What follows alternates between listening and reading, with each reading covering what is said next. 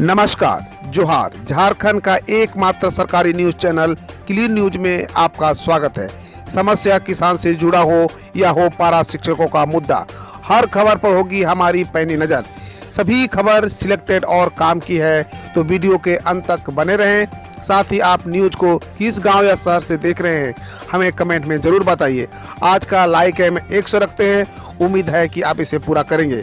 और रोजाना पंचायत चुनाव का अपडेट पाने के लिए चैनल को सब्सक्राइब कर बेल आइकन को प्रेस करें। तो चलिए जानते हैं आज का मुख्य समाचार। झारखंड के सरकारी स्कूलों में हर तीसरे माह पेरेंट टीचर मीटिंग, बेहतर पढ़ाई के लिए जनवरी टू दिसंबर का विभाग ने बनाया प्रोग्राम। झारखंड के सरकारी स्कूलों की विद्यालय प्रबंधन समिति का वार्षिक शैक्षणिक कैलेंडर जारी कर दिया गया है। स्कूलों में जहां हर महीने 25 तारीख को विद्यालय प्रबंधन समिति की बैठक होगी, वहीं हर 3 महीने पर पेरेंट टीचर मीट का आयोजन किया जाएगा। झारखंड शिक्षा परियोजना परिषद ने इसकी अधिसूचना जारी कर दी है। झारखंड के 209 प्रखंडों में खुलेंगे पीएम जन औषधि केंद्र। कारोबार के लिए जानिए किस साइट पर करें आवेदन। लोगों को सस्ती दर पर गुणवत्तापूर्ण दवाएं उपलब्ध कराने के लिए झारखंड के 209 प्रखंडों में प्रधानमंत्री भारतीय जनऔषधि केंद्र खोले जाएंगे। प्रधानमंत्री भारतीय जनऔषधि परियोजना के तहत कार्यान्वयन agency pharmaceutics and the medical devices bureau of India ने इसकी प्रक्रिया शुरू कर दी है। राज्य के जिन जिलों में जनऔषधि केंद्र खोले जाएंगे, उनकी प्रखंडवार सूची जारी करते हुए pharmaceuticals and medical devices bureau of India ने इसके लिए व्यक्तियों और बेरोजगार फार्मासिस्ट, सरकार द्वारा नामित संस्थाओं, गैर सरकारी संगठनों, ट्रस्ट व सोसाइटी आदि से ऑनलाइन आवेदन मांगे हैं। ब्यूरो ने कहा है कि पात्र आवेदकों को पहले आओ पहले पाओ के आधार पर PMBJP के नाम पर ड्रग्स लाइसेंस देने के लिए सैद्धांतिक मंजूरी दी जाएगी। इच्छुक आवेदन PMBI की वेबसाइट पर ऑनलाइन कर सकते हैं। झारखंड में बिजली संकट व ब्यूरोक्रेसी पर क्या बोले वित्त मंत्री रामेश्वर उरांव, निशाने पर रही केंद्र सरकार। झारखंड के वित्त मंत्री डॉक्टर रामेश्वर उरांव ने कहा कि झारखंड में अच्छा ब्यूरोक्रेसी नहीं है। जब झारखंड संयुक्त बिहार था तब यहाँ का ब्यूरोक्रेसी बेहतर था।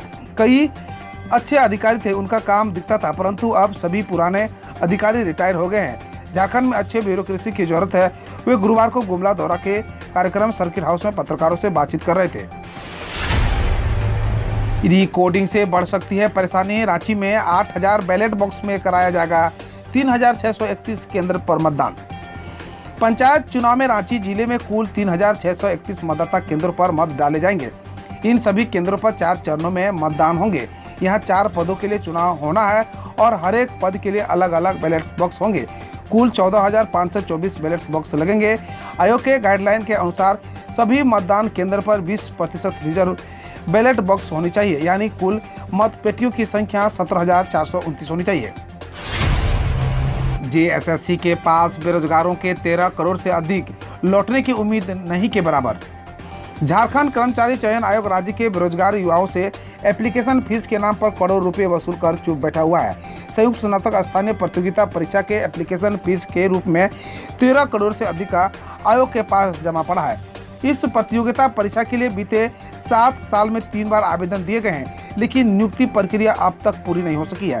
3 बार फॉर्म भराने के दौरान हर बार उम्मीदवारों से अलग अलग फीस की वसूली की गई है, लेकिन परीक्षा नहीं ली गई। साल 2021 में तीसरी बार आवेदन लिए जाने के बाद सरकार ने कहा था कि जिन उम्मीदवारों से अतिरिक्त राशि ली गई उन्हें राशि लौटाई जाएगी। एक साल में 3000 करोड़ रुपए का शराब बेचेगा झारखंड, जाने हेमंत सरकार की नई उत्पाद नीति। झारखंड की हेमंत सोरेन सरकार ने शराब से ज्यादा राजस्व एकत्रित करने की योजना बनाई थी। इसके लिए नई उत्पाद नीति तैयार की गई है। प्रदेश सरकार ने नई उत्पाद नीति पर अपनी मुहर लगा दी है। बदले प्रावधानों के तहत अब Jharkhand state beverages corporation limited प्रदेश में शराब का कारोबार करेगी। JSCBCL के माध्यम से ही शराब की खुदरा बिक्री भी की जाएगी। इसके अलावा बार को शराब बेचने के लिए न्यूनतम गारंटी दी जाएगी। मां की तबीयत खराब होने की वजह से पीएम मोदी की VC में शामिल नहीं हुए हेमंत सोरेन, बन्ना गुप्ता ने केंद्र सरकार पर साधा निशाना।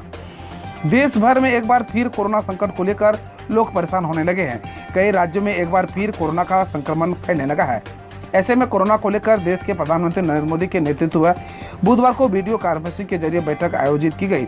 लेकिन कोरोना संक्रमण की चौथी लहर को लेकर पीएम नरेंद्र मोदी के नेतृत्व में बुलाई गई बीसी में झारखंड के मुख्यमंत्री हेमंत सोरेन नहीं शामिल हो सके।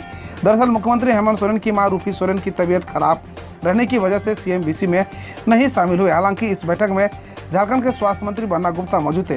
बीसी खत्म होने के बाद बन्ना गुप्ता ने केंद्र सरकार पर निशाना साधते हुए कहा कि यह बैठक कोरोना की चौथी लहर पर कम और पेट्रोल डीजल के बढ़ते दाम पर ज्यादा फोकस थी। झारखंड में मंडी शुल्क बढ़ाए जाने से नाराज व्यापारियों ने दी 16 मई से हड़ताल की धमकी, कहा और बढ़ जाएगी महंगाई।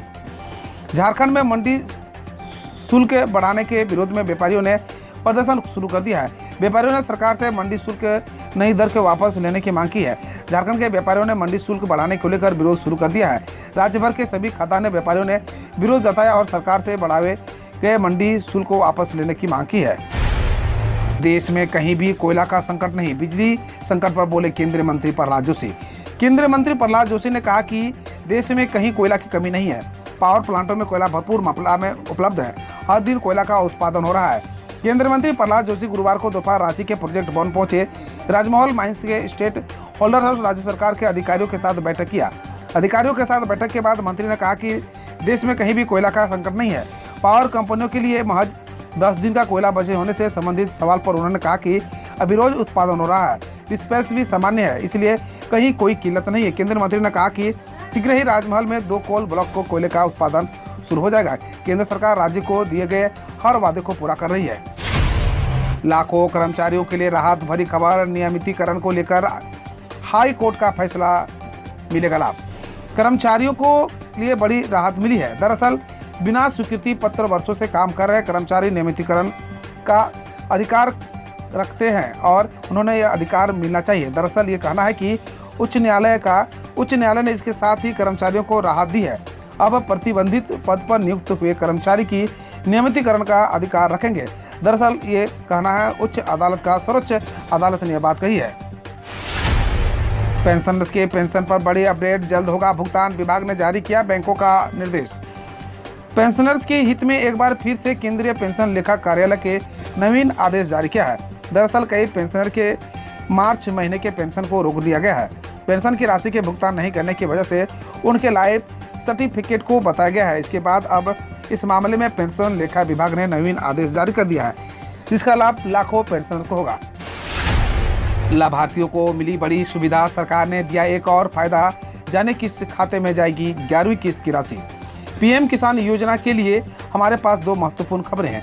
पीएम किसान सम्मान निधि के हितों के लिए बड़ी खबर है कि 12 करोड़ 50 लाख लाभार्थियों के खाते में जल्द 11वीं किस्त जारी और ये भेजी जाएगी। इसके लिए प्रक्रिया पूरी कर ली गई है।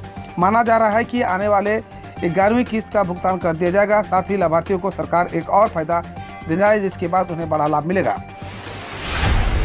असम में पीएम मोदी ने 7 नए कैंसर अस्पतालों का किया उद्घाटन, अन्य 7 का किया शिलान्यास। प्रधानमंत्री नरेंद्र मोदी ने गुरुवार को डिब्रूगढ़ में 7 नए कैंसर अस्पताल का उद्घाटन करने के साथ अन्य 7 अस्पतालों को शिलान्यास किया। उद्घाटन समारोह में उन्होंने कहा कि एक जमाने में 7 साल में एक भी अस्पताल खुलाना बहुत बड़ा उत्साह माना जाता था। आज वक्त बदल गया है। एक दिन में राज्य में 7 अस्पताल खुल रहे हैं।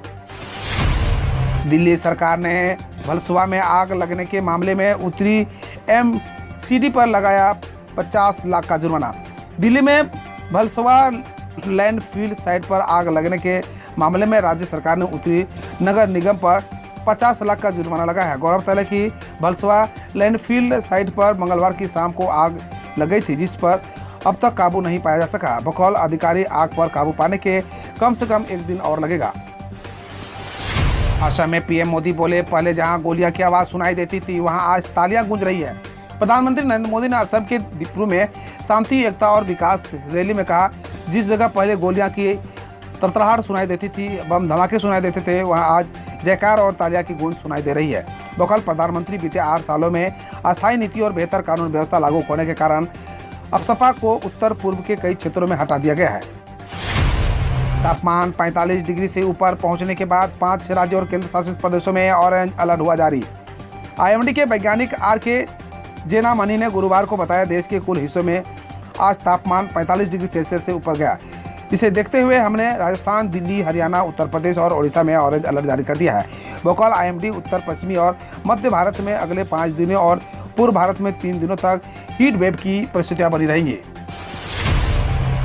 सरकार ने आग लगाने की घटनाओं के चलते दोपहिया ईवी निर्माताओं से नए लॉन्च रोकने को कहा। कब रिपोर्ट के मुताबिक सरकार ने इलेक्ट्रॉनिक दोपहिया वाहन निर्माताओं ईवी से आग लगने की हालिया घटनाओं की जांच पूरी होने तक नए लॉन्च रोकने को कहा है।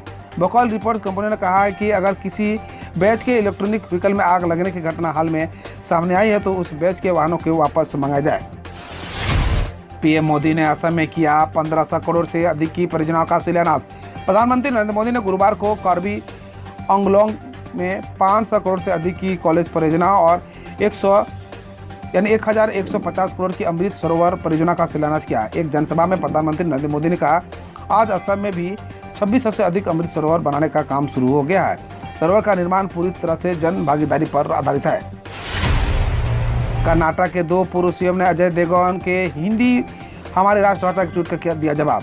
कर्नाटक के पूर्व मुख्यमंत्री सिद्धारमैया ने एक्टर अजय देवगन के हिंदी हमारी राष्ट्रभाषा है और राष्ट्रभाषा थी और हमेशा रहेगी ट्वीट पर कहा, हिंदी हमारी राष्ट्रभाषा न कभी थी और न कभी होगी। वहीं पूर्व मुख्यमंत्री एच.डी. कुमारस्वामी ने कहा, देवगन को यह नहीं भूलना चाहिए कि उनकी पहली फिल्म फूल और कांटे बेंगलुरु में 1 साल तक चली थी। पेट्रोलियम मंत्री ने कहा, अगर राज्य शराब के बजाय ईंधन पर टैक्स घटाए तो पेट्रोल सस्ता हो जाएगा। पेट्रोलियम मंत्री हरदीप सिंह पुरी ने गुरुवार को ट्वीट किया कि अगर विपक्षी दलों के शासन वाले राज्य आयातित शराब के बजाय ईंधन पर टैक्स घटाए तो पेट्रोल सस्ता हो जाएगा। उन्होंने लिखा, महाराष्ट्र सरकार ने 1 लीटर पेट्रोल पर 32 रुपया 15 पैसे और कांग्रेस शासित राज्य सरकार ने 29 रुपया 10 पैसे टैक्स वसूलती है, जबकि बीजेपी शासित उत्तराखंड में 14 रुपया 51 पैसा और यूपी सरकार ने 16 रुपया 50 पैसा टैक्स लगती है। हम रोज ऐसे ही न्यूज लाते रहेंगे, तो यदि आपने अभी तक क्लीन न्यूज को सब्सक्राइब नहीं किया है तो पहले फटाफट सब्सक्राइब कर लें, साथ ही बेल आइकन को दबा दें ताकि कोई अपडेट मिस ना हो।